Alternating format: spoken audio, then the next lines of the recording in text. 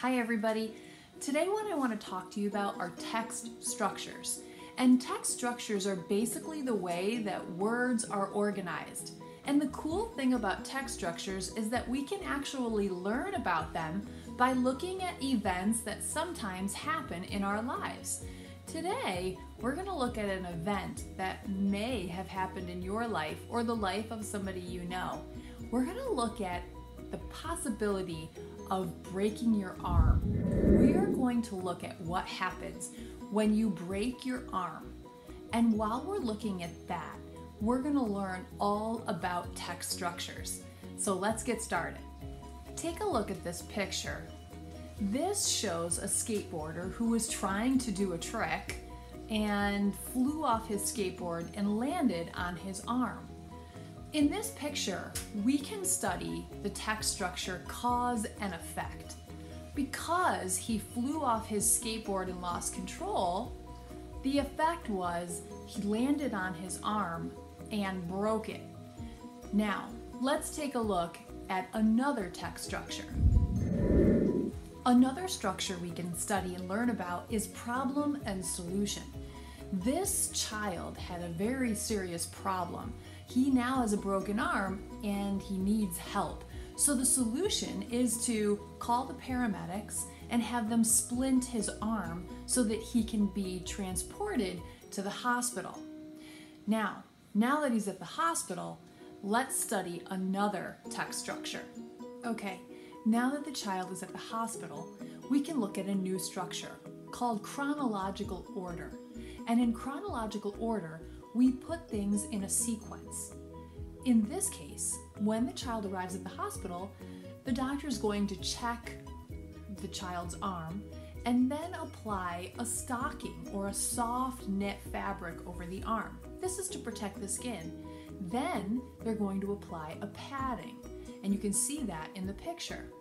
Next, they'll apply the casting tape, wrapping it around the arm, and last, they'll apply another layer of wet casting tape, which they will then smooth and let sit for 30 minutes. These are the steps in chronological order of what will happen when the child gets to the hospital. Now, let's look at one more structure. The last structure we can look at is compare and contrast. Now look at the two pictures on the side of the screen. The child's arm that's in the cast and the child's arm that's not in the cast. You can compare them and contrast them. You can see how they look the same and how they look different. Now, we've talked about 4 different structures: problem and solution, cause and effect, chronological order, and compare and contrast. These structures are all around you in your everyday lives. When you take a look at the things that you do or the things that you notice in your home throughout the day, take a look to see what you can find. What structures live in your everyday life?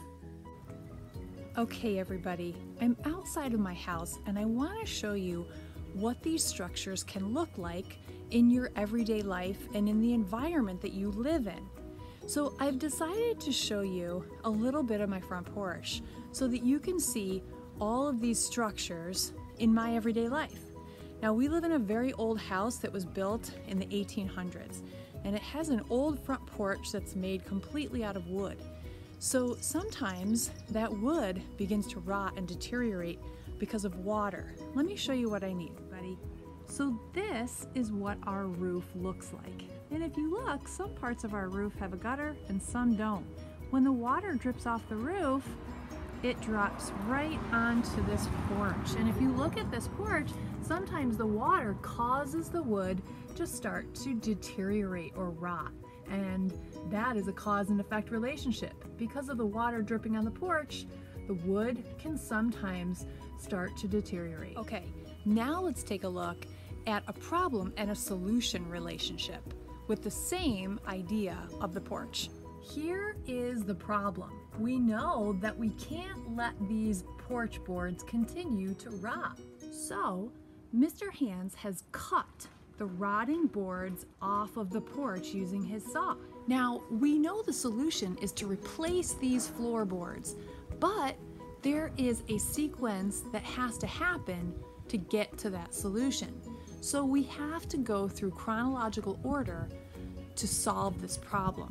Let's take a look at the steps that Mr. Hands will take to fix these floorboards. First, Mr. Hands has to measure the length and angles that are needed to cut the floorboards. Then, Mr. Hands will use his saw to cut the floorboards to the correct length and angle. Later, he will slide the floorboards in place, making sure that they have a snug fit. Then, he will have to trim any floorboards that are hanging off the edge so that they're all the same length. Last, he will paint the floorboards to match the color of the rest of the porch floor. Last but not least, we can compare and contrast what the floorboards looked like before and what they look like now. So as you can see, when you walk around your house, you can find all of these structures in your everyday life. And if you can find them in your everyday life, it'll be more likely that you'll recognize them inside of a text. So today, I'd like you to walk around your environment, whatever that environment is. It might be your house, it might be your farm, it might be your yard, it might be your garage, your basement, whatever environment you're in right now. I want you to take some time to walk around and be a noticer.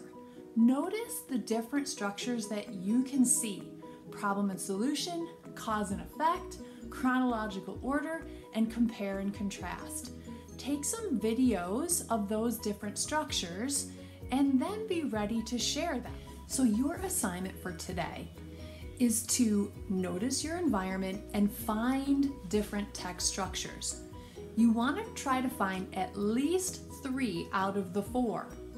You have a choice. You can either video record using your iPad, just like I did, different parts of your environment that show some of these structures. So can you find something in your environment that shows a problem and solution?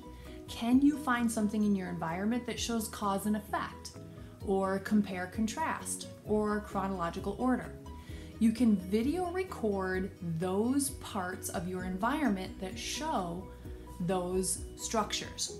Now keep your video to 1 minute or less.